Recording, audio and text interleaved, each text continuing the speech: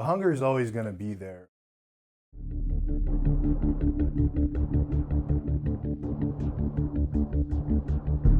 Yeah, the whole atmosphere of the cage, it's just ridiculous. I mean, to see everyone standing around the cage and just getting pumped for all the lifts and for the seminars that people do it's crazy. While you're in the cage, you have all this energy because you're just drawing from everyone around you. And then when you exit the Arnold, you're like drained because all of this energy that you felt all day throughout the cage of everyone doing their lifts and everyone in the crowd just yelling and wanting to see what's going on. And just to even the people benching their body weight, when they come in, they just got energy. You know what I mean? They're like, oh, I'm gonna be in the cage, I'm gonna lift. And that's their time to shine. That's probably one of my favorite things that go on in the cage is the bench your body weight. I did that way back in the day before I was even with Animal, and I was like, I gotta do that.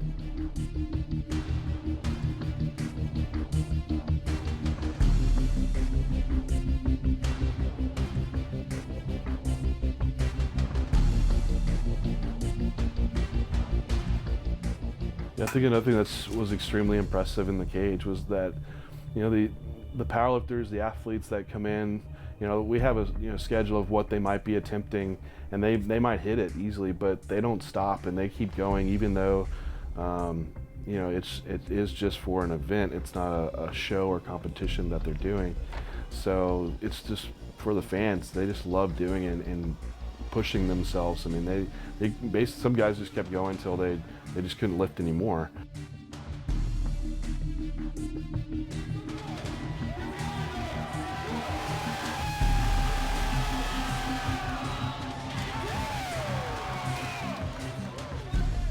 The coolest thing so far that I've seen has been Dan Green benching 545 with his legs up.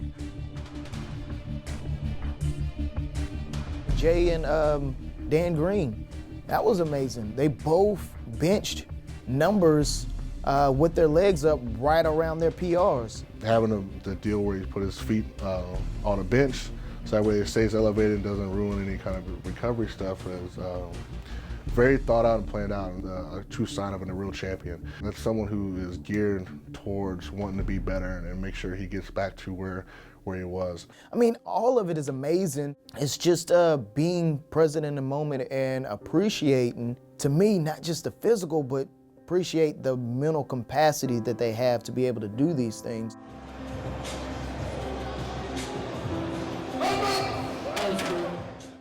I've always deadlifted when I've been in the cage. The excitement in the cage is awesome. So for deadlifting, it's like a perfect event because it really caters to utilizing all the adrenaline you can and all the excitement of the crowd. For benching, it's not really my best lift that I do, and it's not necessarily a lift where it's all about getting an adrenaline rush, but I'm excited to do it in this kind of setting because I've only had the experience of doing it in meets. I don't always look at the bench as like something where I just want to push the bench. It's usually something where I want to make sure I just am a little conservative in competition so I can build up a total.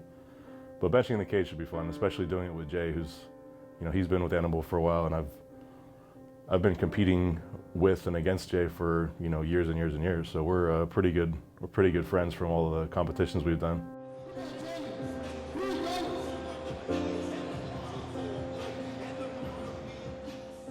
The feet up bench press, I started doing feet up bench press when I hurt my back a long time ago, when I found out I had to deal with these discs. And this is the only way I could, is the only thing I could do. In the last 4 years, the amount of injuries I've had has been pretty crazy. We're pushing limits, and when you're pushing limits, it's inevitable that we're gonna run into these injuries. It's kind of more, let's try to minimize the injuries.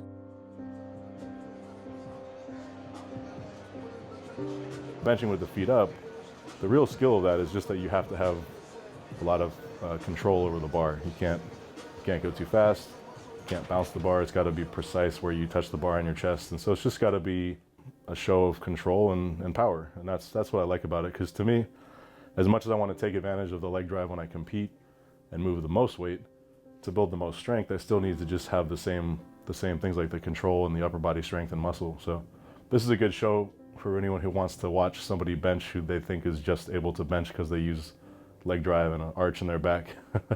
They can see, okay, no, you can actually bench for real.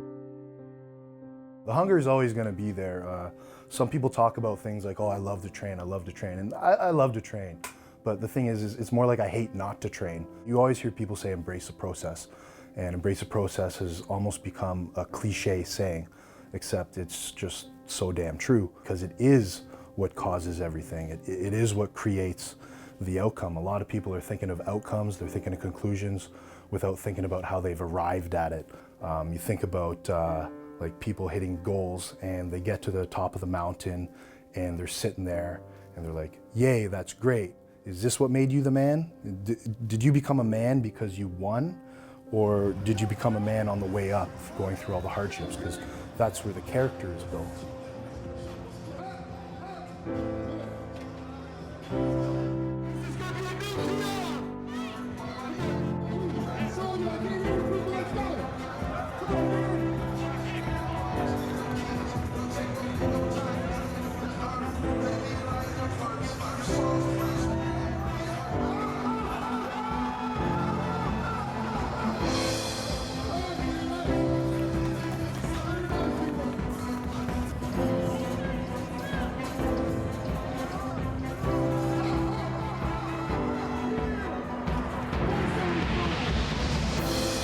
Once my leg is better and I can go back to benching with my feet on the floor, I think it'll even feel that much better, like I've built strength without the feet, so putting them back in the equation makes it, a more powerful lift.